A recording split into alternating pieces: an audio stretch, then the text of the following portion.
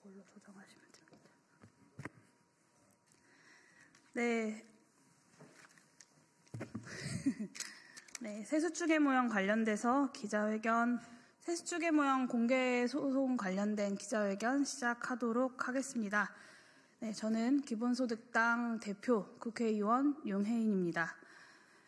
기획재정부는 세수추계를 위한 핵심 정보를 기록 보관하지도 않고 있습니다. 최상목 경제부총리에게 세수추계 모형 공개 약속을 즉시 이행할 것을 촉구합니다. 서울행정법원은 지난 1월 16일 저 윤혜인이 2022년 10월 기획재정부를 상대로 제기한 세수추계 모형 정보공개 청구 소송에서 원고 패소 기각 판결을 내렸습니다. 단순히 패소 소식을 전하기 위해서 오늘 자리를 마련한 것은 아닙니다. 비록 패소는 했지만 법원은 피고 기획재정부가 세수추계에 필요한 핵심 정보를 기록, 관리, 보유하고 있지 않다는 사실을 확인해 주었습니다. 국세는 GDP 규모 세계 12위에 위치한 우리나라의 한 해 세입 예산에서 가장 큰 비중을 차지하는 항목입니다. 이를 추계하는 방법 및 관련 핵심 정보를 주무부처가 기록이나 보관하지 않고 있다는 사실을 법원이 이번에 확인해 준 것입니다. 이런 수준이니까 그동안 세수추계가 제대로 될 리 있었겠습니까? 제가 기재부에 공개를 요구했던 정보를 세분화하면 2017년부터 2022년까지 국세 세입 추계 모형의 각 세목의 수입 예상액을 도출하는 산식, 그리고 데이터셋, 세 번째로 산식에 들어가는 각 요소들, 특히 개수의 값, 네 번째 1, 2 사망을 선택한 기준과 이유, 선택 절차, 그리고 이 기준, 이유, 선택 절차가 기록되었거나 이를 알 수 있는 문서, 다섯 번째 1, 2 사망의 선택 및 적용 과정에서 이루어진 정성적 판단의 내용과 이것이 기록된 문서 일체, 이렇게 5가지입니다. 서울행정법원은 이 가운데 네 번째와 다섯 번째 항목에 대해서 피고가 4항과 5항의 각 정보를 애당초 보유 관리하고 있지 않다고 주장하고 있고 피고가 위 정보를 보유 관리하고 있음을 인정할 만한 근거가 없다고 판시했습니다. 공개 청구한 정보 중에 어느 하나라도 빠진다면 기재부가 세수를 추계한 정확한 방법을 확인하는 것이 불가능합니다. 기획재정부가 정말로 4항과 5항 정보를 보유하고 있지 않은지는 의심스럽고 오직 기재부만 알 수 있는 해당 정보의 존부에 관한 입증 책임을 원고에게 지운 상태로 기각 판결을 내린 서울행정법원의 판단도 납득하기가 어렵습니다. 결과적으로 앞으로 추가 정보 공개 소송을 통해서 4항과 5항의 정보를 기록 보관하지 않고 있다는 기재부의 주장을 반박하는 것은 사실상 불가능합니다. 제가 2심 항소를 포기한 것도 이로 인해서 소송의 계속 진행에 실익이 크지 않다고 판단했기 때문입니다. 세수추계 방법에 대한 기재부의 완고한 이 비공개주의는 단순히 세수추계에 무능하다는 비판을 넘어서 정권의 재정 기조에 맞춰서 세수추계를 조작한다는 세간의 의혹을 낳았습니다. 저의 정보공개 소송은 내란 우두머리 혐의로 구속 기소된 윤석열 행정부가 갓 출범했던 2022년 5월 2차 추경에서 4월까지도 전혀 예측하지 못했던 56조 원의 초과 세수가 갑자기 발견된 것이 그 발단이었습니다. 이번 12.3 내란 사태에서 국회 계엄해제 결의안 절차를 방해하려 했다는 이유로 고발된 추경호 신임 경제부총리가 막 임기를 시작했을 때 벌어진 일입니다.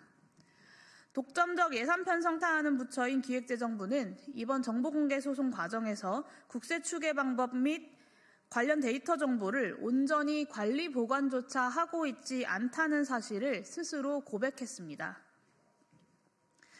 기재부 관료들 마음대로 세수를 추계하니 그 방법과 정보가 공개되는 것이 부끄러운 것 아닙니까? 지난해 10월 국정감사장에서 세수 추계 모형을 공개하겠다라고 약속했던 최상목 대통령 권한대행에게 촉구합니다. 세수 추계 방법은 기재부 관료들의 사유재산이 아니라 개선을 통해서 온 국민에게 편익이 돌아가야 하는 공공재입니다. 연속적으로 큰 폭의 오차가 발생하고 있어서 공개를 통한 개방적 논의가 절실합니다. 최대행 스스로 공개하겠다고 국민 앞에 약속한 일입니다. 공개 약속 위반 시에는 국감국조법 위증죄에 해당한다는 점도 환기시켜 드립니다. 네, 저의 기자회견문 낭독은 이것으로 마치고요.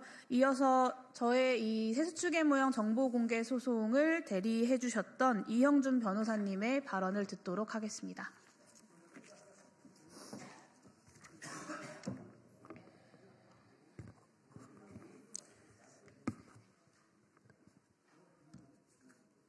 예, 안녕하십니까.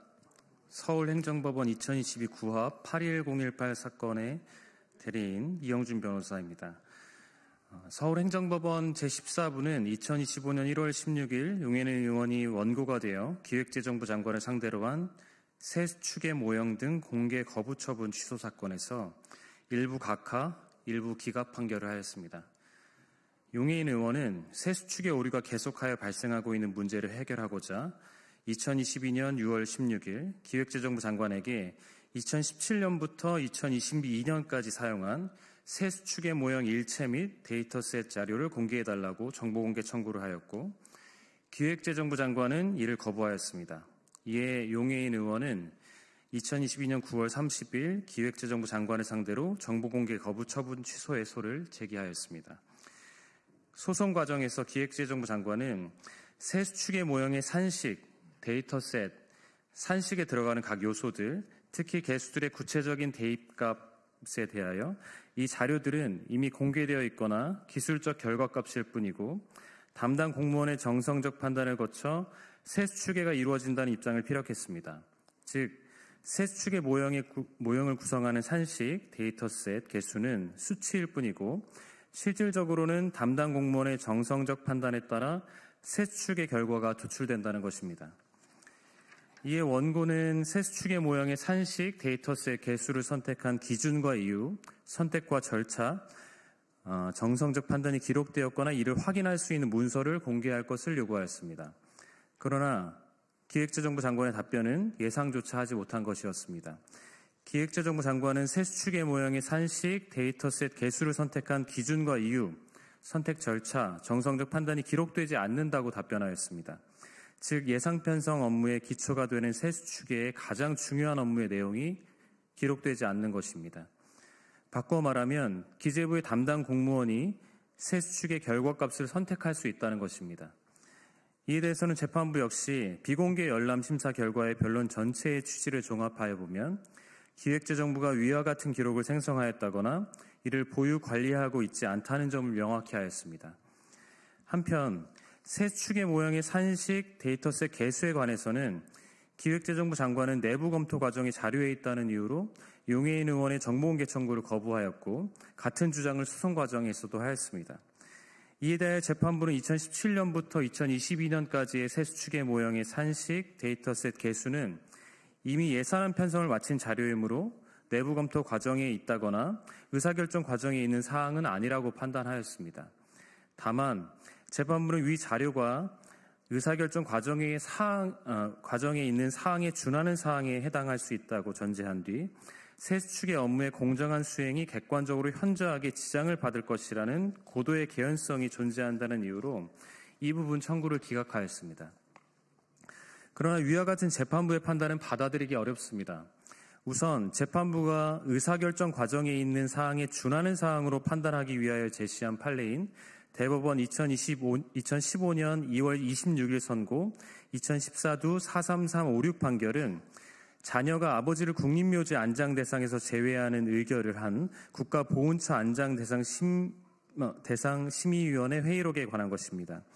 판결 이유를 구체적으로 살펴보면 회의록에는 한 사람의 평생의 공과, 즉 그 사람이 어떠한 범죄를 범하였고 그 경위가 어떠한지, 그 사람이 사망 시까지 평생 동안 어떠한 공적을 세웠고 그 공적이 위 범죄를 감안하더라도 국립묘지에 안장될 정도로 충분히 큰지 등을 종합적으로 광범위하게 심의하여야 하므로 심의위원들의 전문적 주관적 가치 판단이 상당 부분 개입될 수밖에 없고 이러한 심의의 본질에 비추어 공개를 염두에 두지 아니한 상태에서의 심의가 그렇지 아니한 경우보다 더욱 자유롭고 활발한 문답과 토의를 거쳐 객관적이고 공정한 심의 결과에 이를 개연성이 크다고 판단한 사례입니다. 반면 세 축의 모형의 산식 데이터셋 개수는 기획재정부 장관이 주장하고 있듯이 정성적 판단이 없이는 그 자체만으로는 결과값을 도출해낼 수 없는 단순 산식 수치일 뿐입니다. 재판부는 세 수축의 모형의 청구 취지상 산식 데이터셋 개수와 이를 선택한 기준과 이유, 선택 절차, 정성적 판단에 관한 기록을 구분하지 못하고 판단하였습니다. 나아가 세 수축의 모형의 산식 데이터셋 개수를 의사결정 과정에 있는 사항에 준하는 사항이라고 본다면 적어도 정보공개법의 대원칙으로 돌아가 공개될 경우 업무의 공정한 수행이 객관적으로 현저하게 지장을 받을 것이라는 고도의 개연성이 존재하는지 여부에 관하여 보다 엄격한 기준에서 판단하고 그 기준에 따라 심도 있는 심리를 하였어야 합니다. 그러나 재판부의 판단은 세 수축의 모형에 대한 혼동에 근거하여 기계적으로 기획재정부 장관의 주장을 따랐다고 볼 수밖에 없습니다. 구체적으로 살펴보면 재판부는 정부의 예산 편성 과정에서 그 본질적 성격상 다양한 집단의 정치적, 경제적 이해관계가 복잡하게 얽힐 수밖에 없으므로 사회 각계각층의 이익 집단이 자신의 입장을 반영하려는 목적으로 세 수축의 절차에 무분별하게 개입할 가능성이 있다는 점, 담당 공무원이 자유로운 논의와 의사결정을 하기 어렵다는 점, 외부 전문가와 연구기관 등 협력기관이 외부적인 공격의 대상이 되어 협력이 어려워질 가능성이 크다는 점, 이렇게 세 가지를 국민의 알 권리보다 정보의 비공개가 필요하다는 근거로 제시하였습니다. 이는 예산 편성 업무와 세 수축의 업무를 혼동한 것이며 나아가 이를 뒷받침하는 객관적인 증거 없이 이루어진 판단입니다. 우선 정책적, 정치적 이해관계에 따라 결정되는 예산 편성과 달리 세 수축에는 과거의 통계와 지표를 토대로 가치 판단을 최소화하여 이루어져야 합니다. 그래야만 비로소 예산에 관한 정확한 범위 확정이 가능해집니다. 따라서 세 수축의 업무를 정부의 예산 편성 업무 성격에 비추어 판단한 오류가 존재합니다. 나아가 세 수축에는 자유로운 논의와 의사결정 영역이 아니라 객관적인 자료를 통한 정확성이 요구되는 업무입니다. 더욱이 정부가 외부 전문가와 연구기관의 협력을 받아야 할 필요가 있다면 이를 합법적인 절차로 규정하여 협력을 받아야지 무턱대고 정보를 공개하지 않는 방법으로 대응해서는 아니 될 일입니다. 현재 대통령 권한대행인 최상목 기획재정부 장관은 2024년 10월 국정감사에서 4년 연속 세 수축의 오류가 발생해 변명을 드릴 것이 없다 하면서 내년에는 세 수축의 모형과 각종 데이터를 외부에 공개해 최대한 오차가 없도록 할 것이라고 말했습니다. 국정감사에서 세 수축의 모형과 각종 데이터를 공개한다는 기획재정부 장관과 위 행정소송에서 세 수축의 모형을 공개할 수 없다는 기획재정부 장관은 동일한 인물입니다. 더욱이 기획재정부 장관이 공개한다고 한 세 수축의 모형은 앞서 설명드린 것처럼 그 자체로는 아무런 검증도 평가도 할 수 없는 무용지물인 산식과 수치일 뿐입니다. 세 수축에는 예산 편성을 위해 가장 기초되면서도 중요한 업무입니다. 당연하게도 이에 대한 국민의 검증과 개선이 지속적으로 이루어져야 합니다.